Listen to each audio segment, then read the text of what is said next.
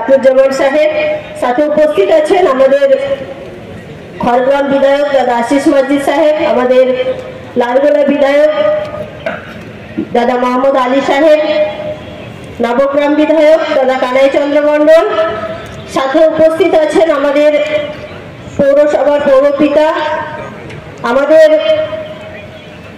একগুচ্ছ ব্লক নেতৃত্ব, আমার জেলা পরিষদের কর্মাধ্যক্ষরা, আমাদের ব্লক সভাপতিরা, বুথ কর্মী, অঞ্চল সভাপতি, প্রত্যেককে আন্তরিক শুভেচ্ছা অভিনন্দন জানাচ্ছি। প্রথমে বলি যে আমাদের জঙ্গিপুর লোকসভা কেন্দ্রের জয় হোক। আমাদের তৃণমূল কংগ্রেসের প্রার্থী, আমাদের মুখ্যমন্ত্রী, আমাদের দলনেত্রী মমতা বন্দ্যোপাধ্যায়ের স্নেহধন্য প্রার্থী দাদা খলিলুর রহমান সাহেবের জয় হোক। আর এই জয় হওয়ার জন্য আমাদের জঙ্গিপুর লোকসভা কেন্দ্রের যারা একমাত্র সম্পদ, বুথ কর্মীরা, অঞ্চল সভাপতিরা এবং যারা আপ্রাণ ভালোবেসে তৃণমূল কংগ্রেস দলটাকে সমর্থন করেন, তাদের এই গুরুত্ব সর্বপ্রথম এবং তাদের এই প্রচেষ্টার জন্য আজকে আমরা আমাদের নিজেদের মধ্যে নিজেদের আশ্বাস গড়ে উঠেছে যে আমাদের সাংসদ বিপুল ভোটে জয়যুক্ত হবেন। আপনারা জানেন আমাদের দলের, আমাদের উন্নয়নের কাণ্ডারি, আমাদের মুখ্যমন্ত্রী, আমাদের দলনেত্রী কি প্রকল্প করেছেন, কি কাজ করেছেন, সেটা নিয়ে বিপুল বলার সময় নেই, অবকাশও নেই, সময় খুব সংক্ষিপ্ত। কিন্তু আমি একটা কথা বলবো যে আজকে আমাদের কেন্দ্রের যে বিজেপি সরকার রয়েছে, সেই বিজেপি সরকার সবসময় ধর্মের দোহাই দেয়। তবে আমাদের এখানে ছিলেন আমাদের প্রাক্তন মন্ত্রী এবং সাথে আমাদের জঙ্গিপুর লোকসভা কেন্দ্রের যিনি বর্তমানে চেয়ারম্যান আছেন দাদা জাকির হোসেন সাহেব, তিনি বললেন একটা কথা যে আমাদের মুখ্যমন্ত্রী মমতা বন্দ্যোপাধ্যায় তিনিও তো ব্রাহ্মণ ঘরের।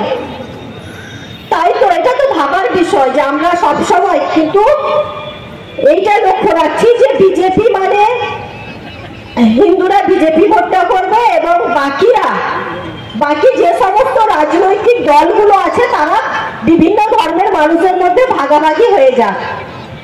কিন্তু আমাদেরকে সাধারণ মানুষদেরকে এটা বোঝাতে হবে যে রাজনীতি ভারতবর্ষের প্রেক্ষাপটে তো প্রথম থেকেই আছে। ভারতবর্ষের ইতিহাসে রাজনীতি থাকবে, যতদিন পৃথিবী থাকবে ততদিন রাজনীতি থাকবে। কিন্তু রাজনীতির প্রেক্ষাপটের ইতিহাসে প্রথমে এটা জানা গেছিল যে মানুষের, জনসাধারণের, জনগর্জনের, আমাদের গণতান্ত্রিক দেশ গণতন্ত্রের আওয়াজকে, শব্দকে, অধিকারকে, অগ্রাধিকারকে তুলে ধরার জন্য রাজনীতির সৃষ্টি হয়েছিল। কিন্তু বর্তমানে আমাদের রাজনীতি অন্য জায়গায় পৌঁছে গেছে।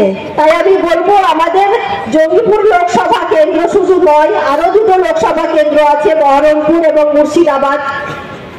আবার আমার প্রিয় মুর্শিদাবাদবাসীদের উদ্দেশ্যে একটাই কথা বলার যে রাজনীতিটা হোক মানুষকে নিয়ে, রাজনীতিটা হোক মানুষের কর্মকে নিয়ে, রাজনীতিটা হোক মানুষের অধিকারকে নিয়ে, রাজনীতি হোক শিক্ষাকে নিয়ে, রাজনীতি হোক স্বাস্থ্যকে নিয়ে, রাজনীতি হোক মানবিকতাকে নিয়ে। রাজনীতি ধর্ম নিয়ে নয়।